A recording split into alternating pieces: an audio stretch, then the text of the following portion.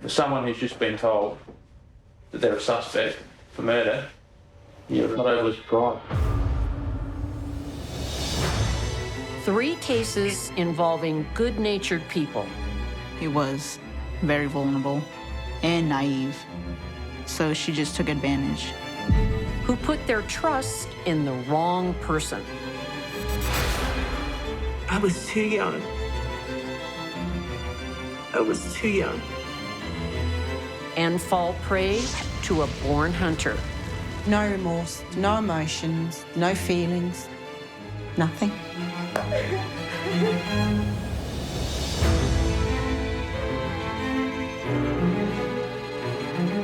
Each of these cases shed light onto the dark mind of a predator and reveal the telltale signs that could save your life.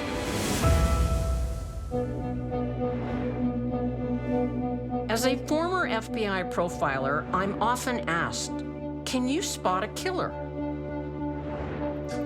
Is it a look, an attitude, a pattern of behavior? After 40 years' experience, I can say it's complicated. But there's one thing I know. There is a deadly type.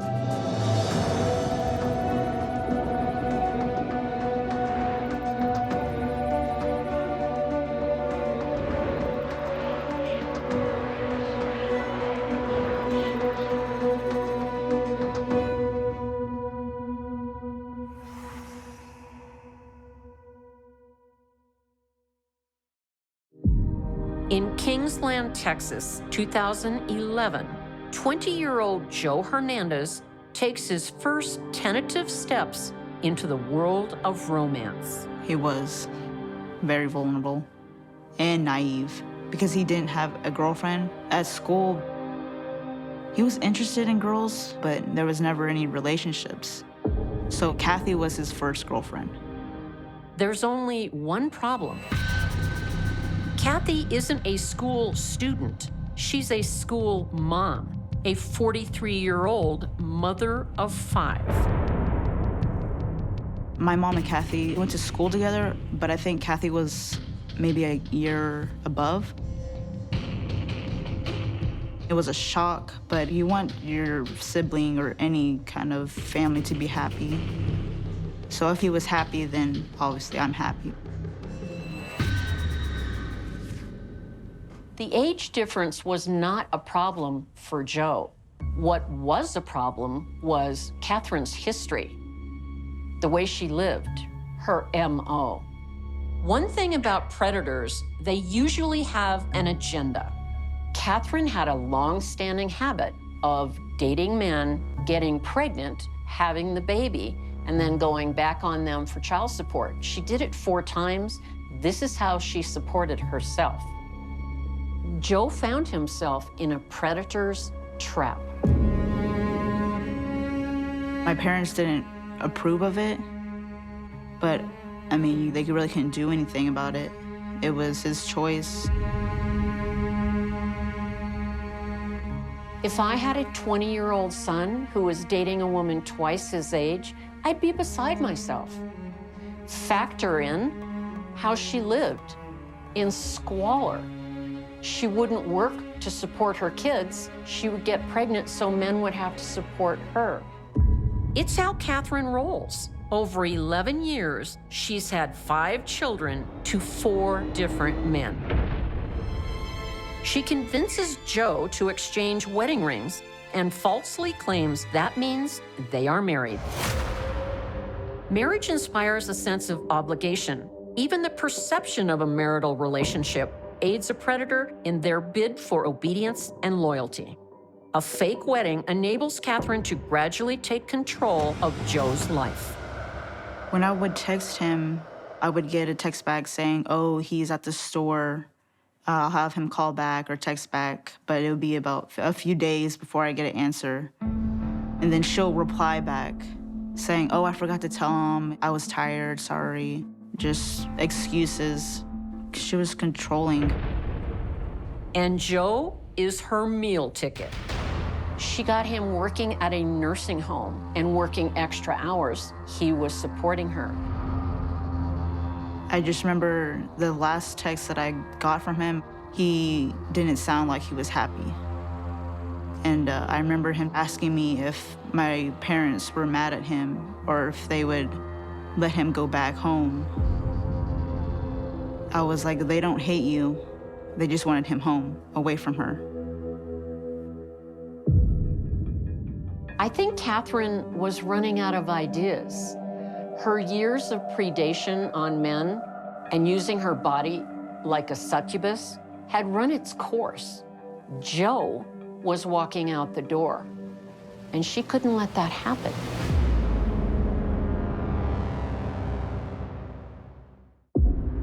If you have control over somebody, you're gonna react big. So she did react really big. For 2 years, Catherine Preston has preyed on her young lover, Joe Hernandez. On August 26, 2014, her 16-year-old son, Griffin, comes home to find his mother has ended her latest relationship in murder. What did your mother say to you when you got home? Did she tell you what happened? Yeah, she told me, like, she hit him in the head, something. Did she tell you what she hit him in the head with? I think it was a rock. She hit him in the head with a rock. I hate you. You're not gonna leave me, and for leaving me, I will kill you. Established predators are not without witnesses. Catherine's manipulative behavior towards men is so consistent and so brazen, she asks her own son to help her dispose of the body. Instead, he reveals the gritty details to the police.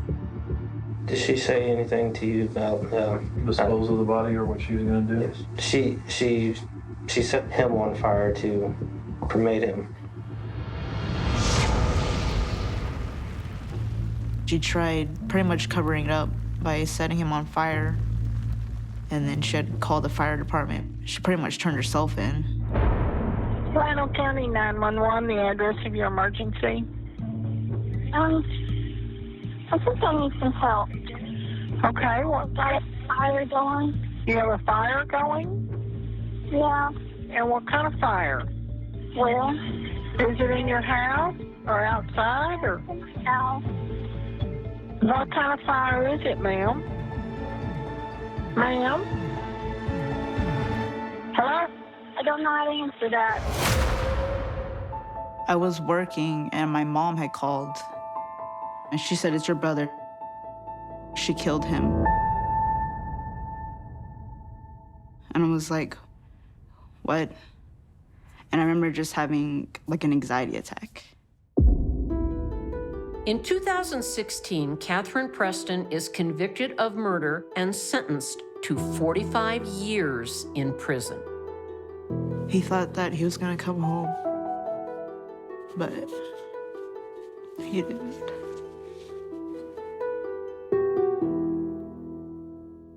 Catherine had no means of support. It never occurred to her, apparently, to get a job. When Joe said he was leaving, I think she lost it. And that's why she killed him. Punishment and anger.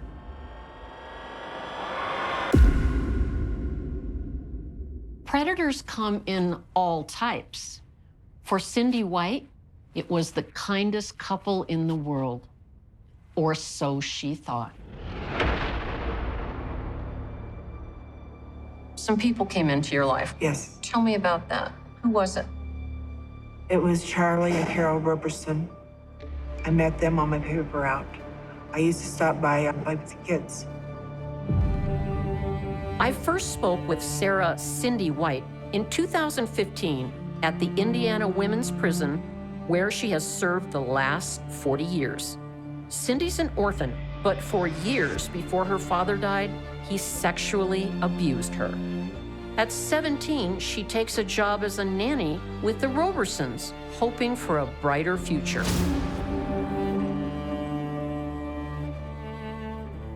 How did you like taking care of the kids? Oh, I loved those kids as if they were my own, for real. Cindy White was the perfect victim. Cindy had a decade of abuse, physical and sexual, when the Robersons offered her a lifeline. But that lifeline comes with unexpected conditions. 45-year-old Charles Roberson starts taking a special interest in Cindy.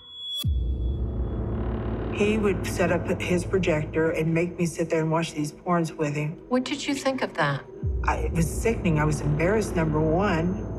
And number two, he was satisfying himself while we were watching, and he made me watch him. Wow. Yeah, and he would start telling me to take off clothes, and so I'm under the impression that Carol, the wife, knows nothing about this. So we're sitting there on the couch, and she comes home early from work, and she walks in, she says, "What have I missed?" And that, What? Yeah.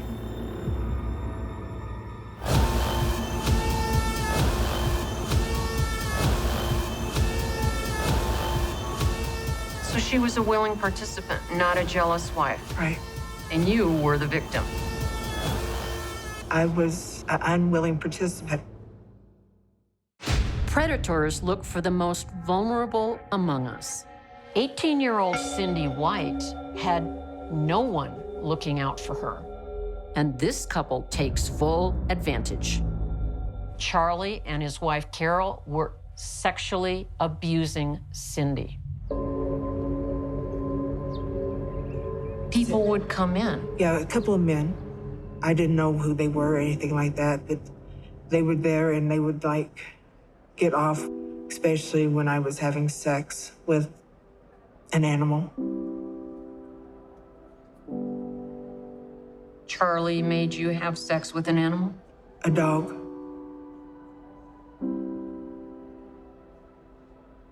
I'm so sorry.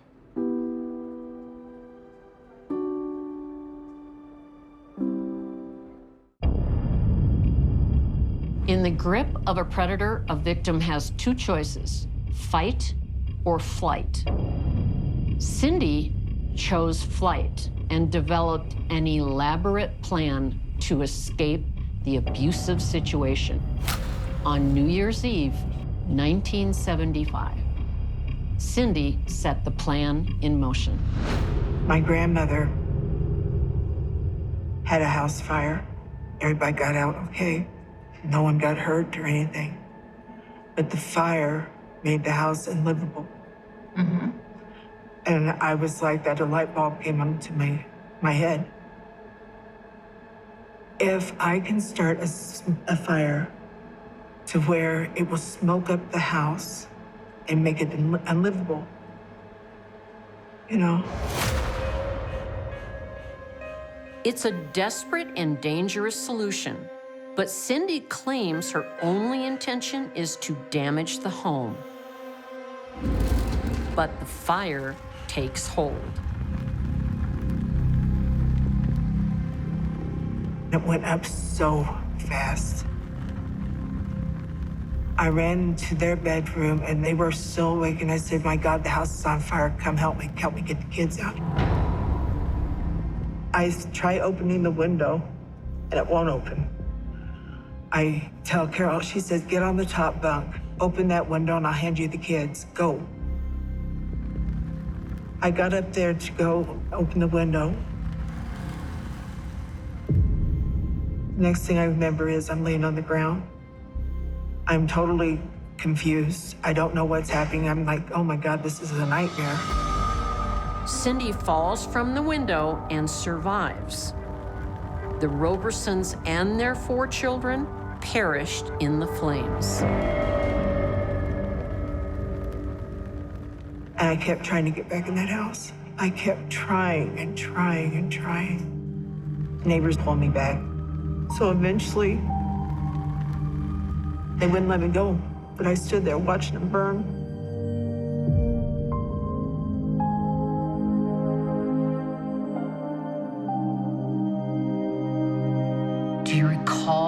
what you thought and what you felt when you were told they're all dead? I lost it. I truly, truly lost it. They came and gave me a shot. Cindy is serving 6 consecutive life sentences, one for each member of the Roberson family. Did you kill the Roberson family? Yes. Was that your intention? No. Not at all.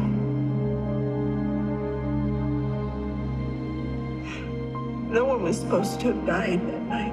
No one. The fire got out of hand.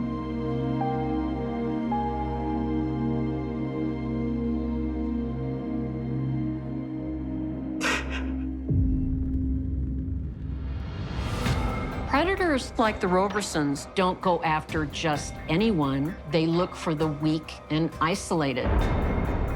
Angelica Gavari was looking for a big payday. When Angelica chose Vonet McGlynn, she stalked her like a gazelle.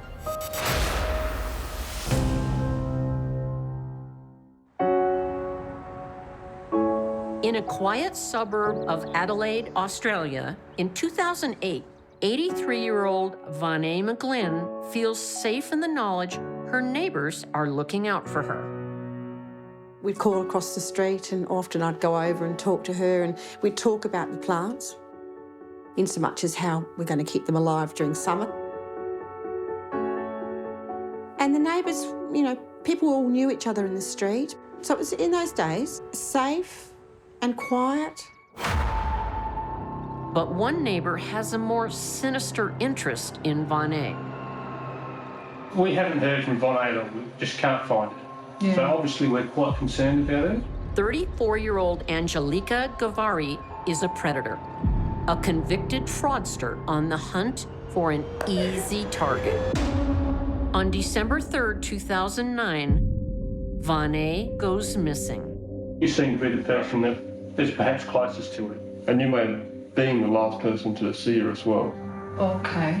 So we're hoping that you might be able to give us something that will help us find where she is, where she may be. I have no clue. That's what I'm keep asking myself as well, where she could be. Predators don't go after strong people because they can't control them. Their instinctual goal is to find someone they can use for ongoing victimization. In Angelica's case, she targeted an 83-year-old woman with a broken arm. That would be like finding a bird in your backyard with a broken wing. You have total control. For Angelica, it was perfect. As the days go by, the mystery of Vonet's disappearance deepens. Teresa Malloy recalls a strange incident that happened to Vonet shortly before she vanished. I received a phone call from Vonet, and she was very upset. And she said, something terrible's happened to me. I just want to talk to you about it. I've had this woman banging on my front door. And I opened the door and she said, I want to be your carer. I can come and live here and you can pay me. She went round to the back of my house and she banged on all my doors and all my windows. Vonet's visitor is 34-year-old mother of 2, Angelica Gavari. She already has a record for petty fraud. And this time, Angelica is looking for a bigger payday. She sets her sights on Vonet's house and everything in it. I had a cold shiver going up my back as well, thinking how terrible. I didn't know then what was to happen very shortly thereafter. Vonet declined Angelica's aggressive offer. Just days later, Vonet is reported missing. The last person to have seen her is Angelica. Did she say when she was going away? Well, that's the funny thing, she didn't. She didn't tell you where? Yeah. Did she say where she was going? No, she didn't mention anything at all, where she's going or where to. Every lead the police follow brings them back to Angelica. She's the prime suspect, interviewed repeatedly, but she does not crack under the pressure. We can't find her at all. We're suspecting that she may be dead. Oh, Okay? okay. So, at this point of time, you are the only person that we have connected to her, okay? Mm-hmm.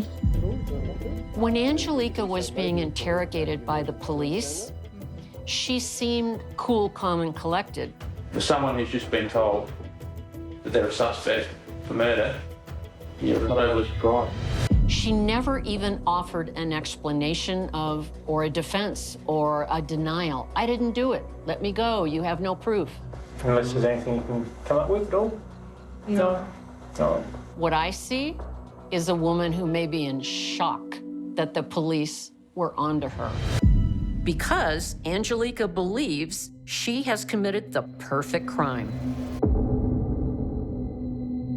Vonet had been to the shops. Angelica climbed into the ceiling and waited for Vonet. She used the statue to hit my friend over the head. Angelica pulled Vonet down some steps to a back fruit tree and left her there. Angelica decided to go out for dinner while my friend was lying under a fruit tree in her backyard. She returns the next day to dispose of the body in the most brutal way imaginable. She dismembered my friend. She cut off her head, her hands, her legs. When those body parts start turning up in a creek bed directly opposite Angelica's home, her days as a predator are numbered. I don't think anybody would commit murder if they knew for a fact they were not going to get away with it. I don't think Angelica ever thought she'd get caught. Yeah. So obviously we're quite concerned about it. Yeah. She dispersed body parts all over town, and she thought she was going to get away with it. You know, like, you're under arrest for the murder of Vonet and Glenn. Okay? So you have to come with us. Come around here. Handbags in there. In 2011, Angelica Gavari is found guilty of first-degree murder and sentenced to 32 years. Not all predators are killers, but all of them are calculating. They hide in plain sight, camouflaged by their ordinariness. But you can't see what's going on in their head. This makes them one of the more difficult, deadly types to spot. But one thing is for sure, wherever you find the vulnerable, you will find a predator.